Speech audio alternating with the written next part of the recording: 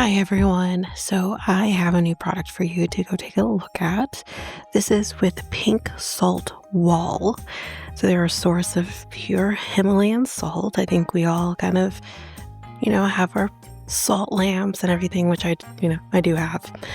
But with them, they offer high quality Himalayan pink salt products that can enhance your environment and help with respiratory and skin issues.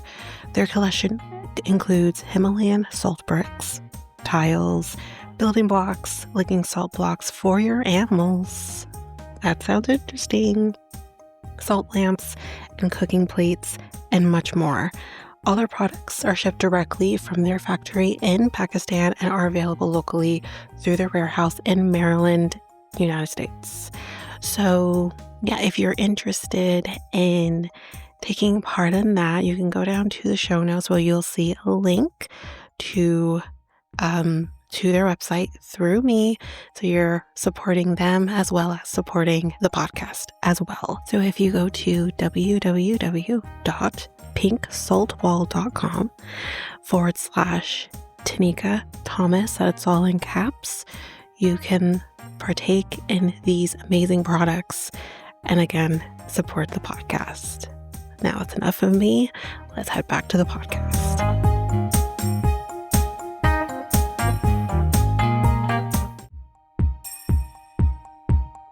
Patreon, going strong. If you want to go over there and join in on the fun, we got 3 tiers on Canadian dollars. First tier is $3 a month, where you get these episodes ad free. You also get AMAs once a month, or learn about me episodes once a month. And then on the second tier, which is $5 a month, you get everything from the first tier, as well as coverage of a reality show of yesteryear. That's right now Jersey Shore, currently in season 3. You can also go to the main feed, where there will be the first episode of every season released there. So you can try that before you head over to the Patreon. And then on the third tier, you get everything from the first 2 tiers, as well as coverage from a true crime documentary. We got the backlog of Ashley Madison documentary, Man of 1,000 Kids, Into the Fire, Lacey Peterson, and again, all those episodes for the first episode of each is in the main feed, so you can try that before you head over. So if you are interested, you can head over to patreon.com/realityt ×2, and you can sign up for whichever tier you feel for. Again, you can try before you buy, which basically means you can try any tier for a week before committing to it.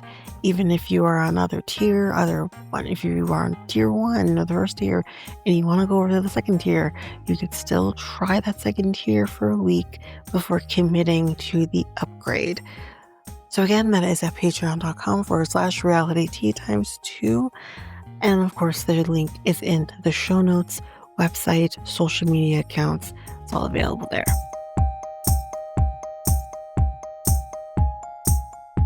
This episode is ad-free on the Patreon. So if you want to partake in that, you can head on over to patreon.com/realityt ×2.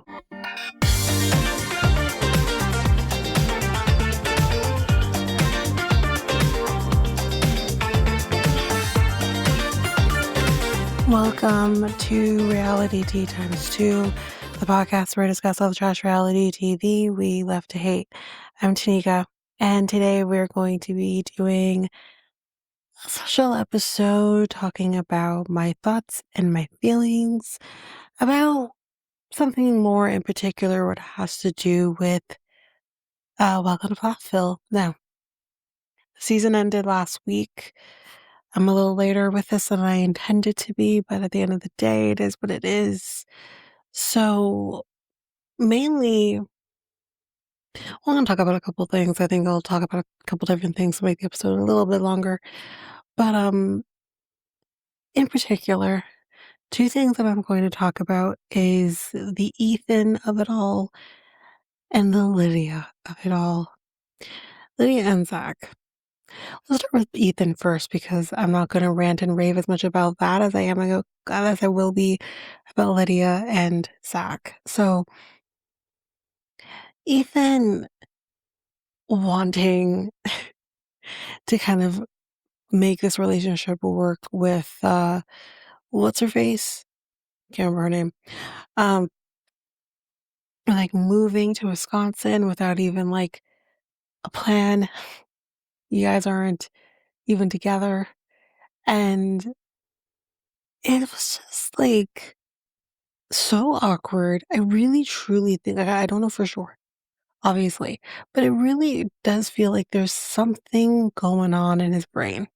Like there is a blockage of some sort and he can't like fully express what he's feeling or thinking, but he like the whole thing with him and this what's her name again?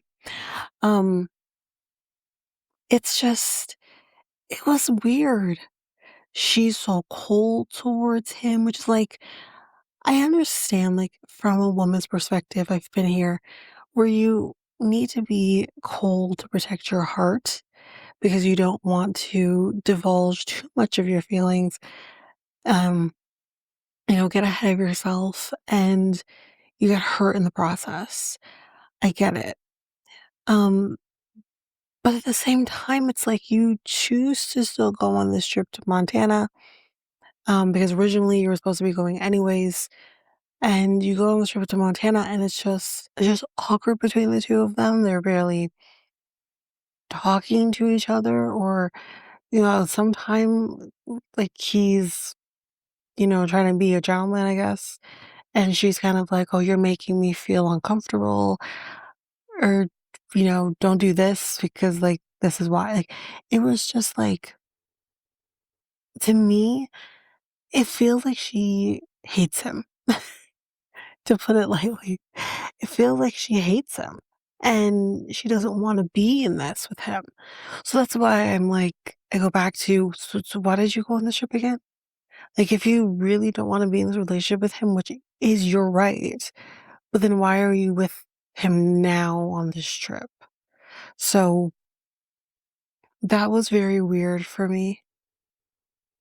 And it's like, on the one hand, he looks miserable that she seems to be like blocking him at anything he tries to do. And but then when you talk to him about it, he's like, "Oh, I'm fine." It's just, it's, I don't know. I don't know. And and then kind of them going, so um Kim going to Wisconsin to drop stuff off for Ethan. Ethan spent Christmas by himself. My question is, why didn't he go back home to have Christmas with his family? Why did he stay in Wisconsin hoping and praying that her family would open their doors to him? I mean, I would never have expected that, especially when you two are not together. And clearly she's awkward around you. So like I would never have expected that. Um, or hoped for it. Yeah, like you don't want people to be alone at Christmas and stuff like that. But it's like, why not go home to your family? That part was interesting. But Kim drives all the way to Wisconsin to give him give him what he needs and make sure he's fine. And you know what I was surprised by with Kim this season, which makes me question myself, is she's actually quite understanding about certain things. Because, like, as we know, when it came to Olivia, Kim was very vocal and was maybe downright mean, and which is not reasonable. But this conversation that she has with what's her face? Um, I don't know how to say Veronica, but I know it's not Veronica. Veronica's the one that was with Micah. Anyways, um, yeah, she has a conversation, sits down with her to kind of be like checking in on how she's doing when it comes to the whole Ethan of it all, and actually understands like where she's coming from. Like, when she says, like, he shuts down, he doesn't talk, um, shuts me out, and, you know, this, that, or the other. And it's, she actually gets it. And she's like, if it's not working for her, then she shouldn't be with him. Usually a mom is like, not my son. Like, you know what I mean? Whereas she, on the other hand, is like, yeah, no, if it's not going to work out, it's not going to work out. We can't force it. I kind of appreciate that of her.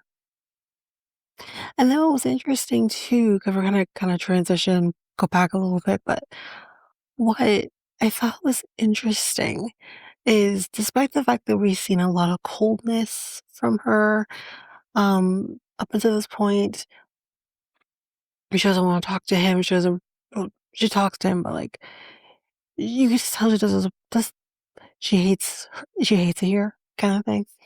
And despite all that, though, they seem to be getting along quite well with each other when it came to the powwow with everybody, to have a conversation with Zack and Lydia, and they seem to be getting along quite well during that, and I'm like, "Interesting." Number 1, I think, like, asked the question of, "Why is she here?" Because again, similar to the Montana trip, it's like, you guys are together, she doesn't act like you guys are together, and this feels very, like, family-oriented, but at the same time, it was kind of like, okay, well, Zach has said some shit about her, so she should be here to kind of defend herself.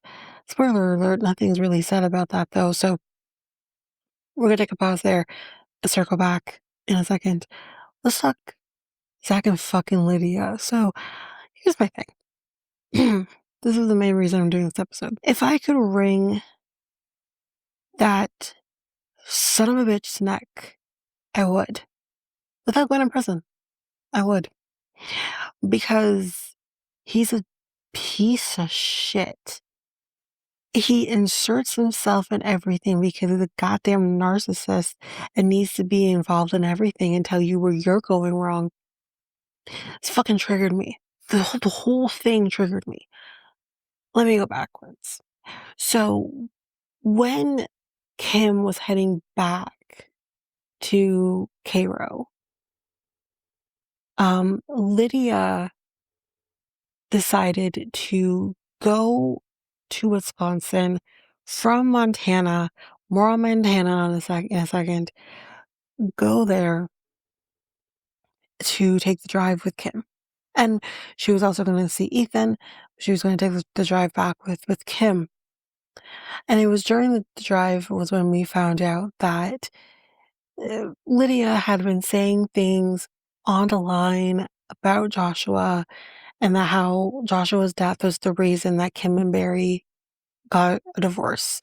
Now, obviously, we know about Joshua. Obviously, we know what happened. I never once for a second thought that the reason that Kim and Barry got divorced was because of the death, was because Joshua's death. It had been a long period of time between that happening and them going through the divorce. I just never for a second thought that was ever the case. And for Lydia to make assumptions or whatever about the marriage that has nothing to really truly do with her, that is between them, is ridiculous. And I think it's overreaching, it's overstepping. And, yes, I get those are your parents. This sucks. They're getting divorced sucked for everybody. But again, like if you're unsure about something, ask a question. And at the end of the day, if they did get a divorce because of death of Joshua, it doesn't necessarily mean that one's blaming the other or one's blaming themselves or, you know, they for whatever reason, it's not like it would have been necessarily a blamey thing. It could have been just The toll of a child dying is too much on a marriage. Point blank, period. That's something she hasn't experienced, so she doesn't quite understand. And she's only been married for like 5 minutes in comparison to the marriage that Kim and Barry had. So it's ridiculous. And then to talk about Joshua in a general sense is one thing. Clearly, the show has done this. But to go into details about his death and, obviously what they saw that day is disrespectful to the family in general.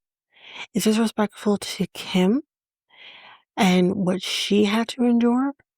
It's disrespectful to Joshua and his memory. Um, it's just all around disrespectful. And okay, fine. We find out a little later that you were on a podcast. They're asking you questions. Okay, fine. Totally get it. But if there's something that maybe you don't have the full truth on, or you don't fully understand, and again, she was not like she was too young to remember. She was 4, but she was still young where her mind is going to distort things, whether good or bad. And you don't fully have everything, potentially. So because of that, and also because I'm not having conversations with Kim about it, which I'll get to in a second, don't say anything. Say, I'm not going to answer that question. Say, I don't feel comfortable answering that question. I'm going to leave that one be. Like, you're old enough that you should know what's appropriate to answer and how to answer said question than to just go off. And again, saying that, Kim didn't talk to us about this. Kim didn't do this. Kim didn't do. Where's Barry in all that? It wasn't just Kim who went through losing a child. Barry did too. It wasn't just Kim's responsibility to make sure her other children were okay and were functioning as human beings. That was also Barry's responsibility. Where the fuck was he? Why is it always on the woman? You know what I mean? And to see another woman, her daughter, perpetrate that is fucking ridiculous. So, yeah, it's just that really upset me. It really, really did. The whole thing. But, Kim kind of putting the boundary in place of like, you know, I would appreciate you don't do that. Talking about Joshua was fine. But like I appreciate you not talking about things like, you know, what happened at the scene, his death and stuff like that. I don't think that's a horrible thing to request. And I also don't think it's a horrible thing for Lydia to request that, can we please have these conversations? I don't think that's a horrible thing to request. Absolutely not.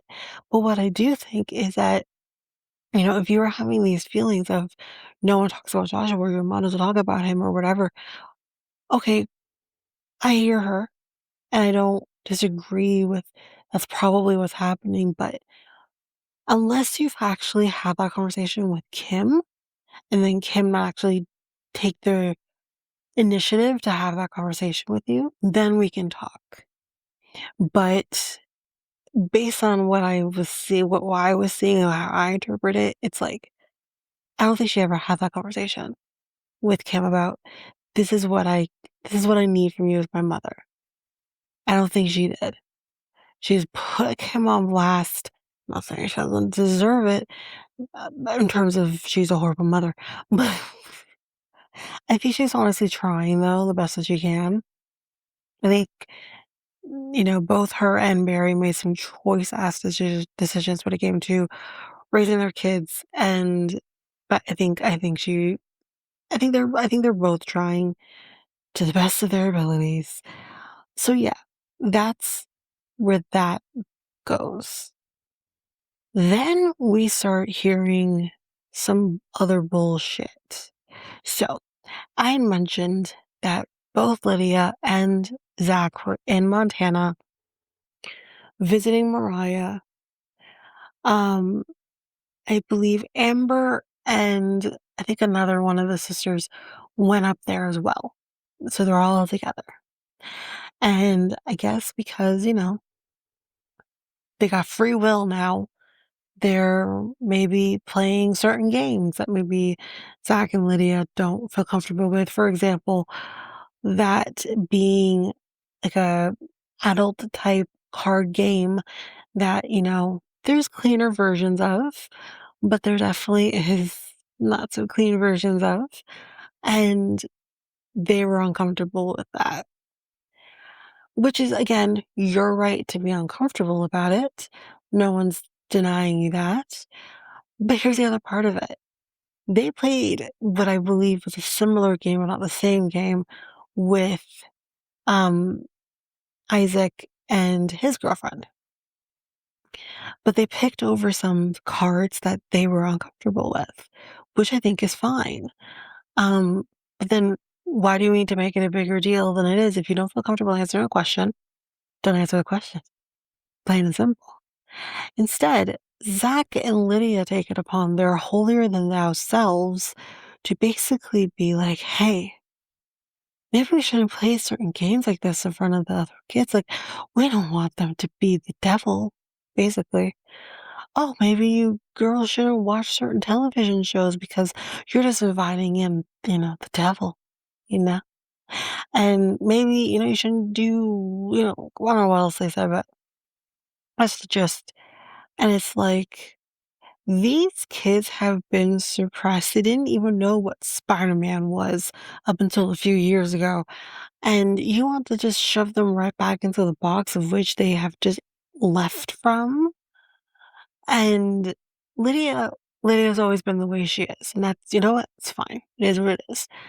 I'm not gonna begrudge her that, but you can't then push your shit because you are apparently, quote, unquote, "holier than thou," on other people, and this is where I got triggered because I'm like, I know what that feels like. I've told the story before. If not on this podcast, no, actually, I did do it on this podcast too. Um, but I had a situation where I had a family member come to me and other family members basically telling us that we're gonna go to hell because we hadn't been saved. And it's like, I can't stand these religious fucking people who are so fucking judgmental. And meanwhile, those are the same people that are laying hands on their children or are not godlike people or have laid their hands on their children at one point or another. Um, when I say that, I mean like corporal type punishment. So it's like, don't come at me about how I'm not godlike in your eyes, yet you're no better than me. You're not better than me, nor will you ever be better than me. I'm not saying that I'm better than you or I'm better than anyone else. What I am going to say is that at the core of who I am, I can at least say that I'm a good fucking person. You know what I mean? So this is what like drives me nuts about these type of people. And that's what Lydia and Zach are. I didn't, I mean, we know Lydia is very religious. Obviously she's not going to be with someone who isn't either. Um, I just wasn't expecting this, you know? So that's basically kind of what happened in that sense. So then we have this little powwow once Kim has kind of gone to therapy, had some conversations when it comes to Joshua, I should say, sorry. And they they um they have this little powwow. The powwow basically is gonna be number one, an intervention to talk about everything that everyone has issues with when it comes to Lydia and Zach. Number two, they're going to be doing like a tribute thing, family only, when it comes to Joshua. Number three, it is also supposed to be an anniversary party for Lydia and Zach. And I'm like, so wait, we're going to literally fuck their worlds up and say, "Happy anniversary." What? So, the little powwow situation. First of all, number one, Mariah's like, "I'm gonna go do something else." And it's like, "Okay, girl, all right." Anyways, whatever. But they basically say, like, "Listen, I don't want you talking about, Joshua, in a way that we think is disrespectful. We don't want you talking about the death. We don't want you talking, like anything. You want to talk about his life? Go ahead." You know, Also, Barry and me did not break up because of it. Our divorce had nothing to do with that. And again, all fair things. And Lydia's definitely upset about the fact that, like, you know, that she's hurt people, I should say, and that, she's, I don't know. I think the main thing she's upset is that she's maybe disappointed her family a little bit of how she's handled it. And here's the thing too. Lydia does say, you know, yeah, we'll talk about the good, but I'm afraid when I hear a siren because of that day. And I hear her, but what you do need to do is get into therapy, not talk about it on a podcast, because that's not going to help you through that trauma. You have a trauma response due to something that happened that was out of your control. You got to talk to a therapist, not your hundreds of thousands of followers. So there was that part. There was them talking about, like, talking down to people and the choices that they make that maybe they don't agree with. And Zach, Zach is the kind of person that's just like, well, I feel like I had to, like, it's my duty, blah, blah, blah. Like, what do I do? Like, what do I, and here's the thing. They wanna get up in arms because they were potentially playing a card game that they felt uncomfortable with. Meanwhile, Lydia is biting a freaking banana in such a girl knew what she was doing. Biting the goddamn banana so provocatively, okay? And talking about, like, obviously not in detail and not, like, explicitly, but clearly talking about, like, their, first night as a married couple and their sex life to whatever degree. And it's like, okay, so you can do all of that, but you can't do a card game. And if you are uncomfortable with the question of skipping it, because I'm sure it would have been fine to skip it. I just, ugh. Anyways, but he is just, again, this whole down fucking attitude about, like, okay, I'm the problem. Okay, cool. And it's saying that, like, like, in one way, he's like, "I guess I'll just keep my mouth shut or keep my distance and just not come around anymore." And it's like, "No, how about you just not?" Like, I think at one point he asked, like, "What do you do? What am I supposed to do about this or that or whatever?" And it's like, what you do is keep your fucking mouth shut. What you do is not implement your opinion on others because you think you can. It's I hate him. Like, really and truly, I didn't particularly like him. I also didn't know him. Neither does Lydia. And I was willing to give him the benefit of the doubt. I don't like him. And, like, the fact that, like, he is so closed off about, oh, Ethan and Micah said that I'm gay and this and that, which the jury's still fucking out on that, okay? Number one. Number two, it was a long time ago. To my knowledge, Ethan has apologized. I guess because Micah is not here. So, I don't know. Again, I just kind of go back to, like, get over it, I guess. Just get over it. You're not gay, supposedly, and that's that. But he then, oh God, this part scared me because he's talking about, like, what do you do? How do you handle a situation like this? Blah, blah, blah.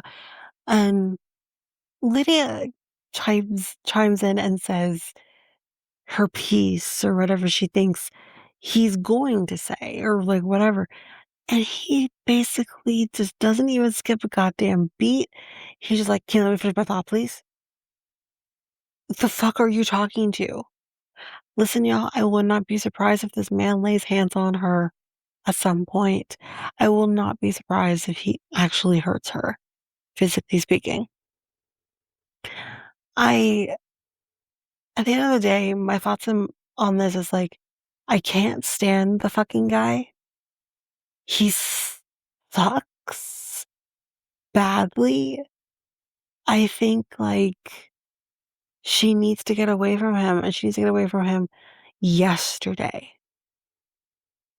I cannot. Well, I can't. He sucks. And yeah, I mean, I don't know what more to say, but yeah, no.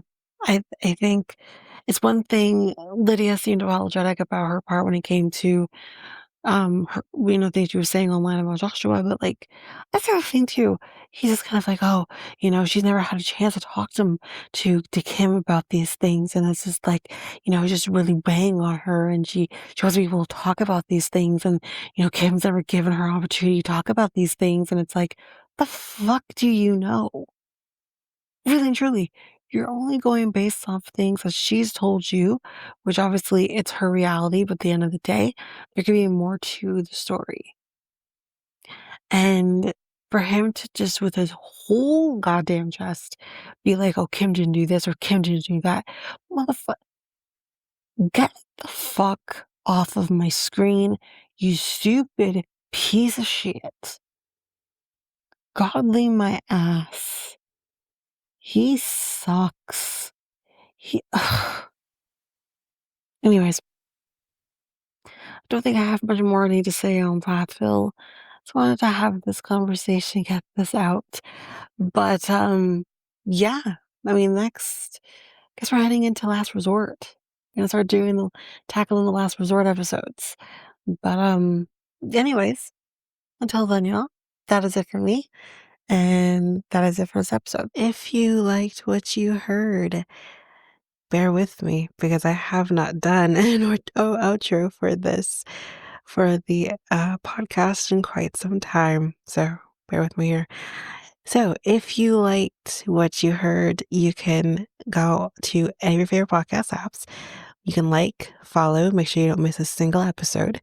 And you can also rate the podcast at either Apple Podcasts or Spotify. It'd be greatly appreciated.